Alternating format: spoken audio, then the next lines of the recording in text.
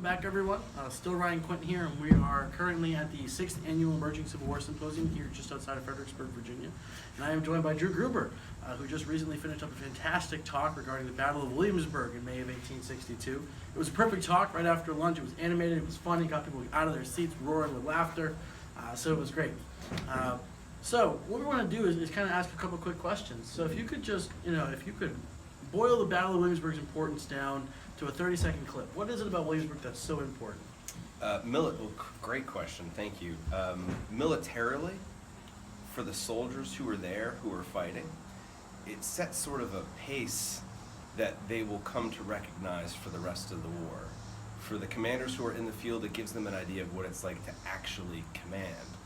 And then for society, perhaps most importantly, this is one of those battles where the information given to the Union Army by local enslaved people will change the outcome of the battle and also promote the soldiers in the Union Army to start thinking about emancipation.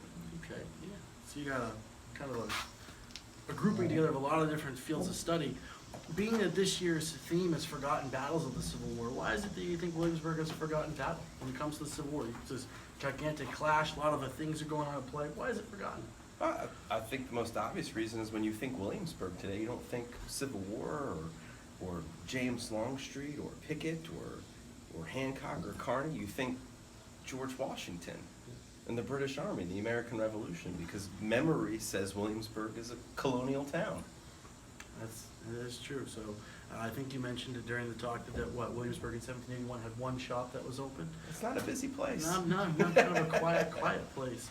And you raised a really interesting point during your talk, which is the inclusion of sources that we sometimes don't think about. And what I'm thinking is that your use of archaeological sources. So what do you think in the future about historians using archaeology more to flesh out battlefields, rather than just saying, well, this historian 30 years said this, so it must be true? What do you think about advancing the idea of better sources, archaeological sources, things that we might not think about? Yeah, I think it's necessary. Absolutely. Thank you. It's a great question. In Williamsburg, I don't have really an alternative. The armies move on so quickly after the battle that the official reports are written days or even weeks later, and they scarcely remember really where they were on the battlefield. We don't really have any good maps that are drawn in the period that say this is where my regiment was or this is where that division was.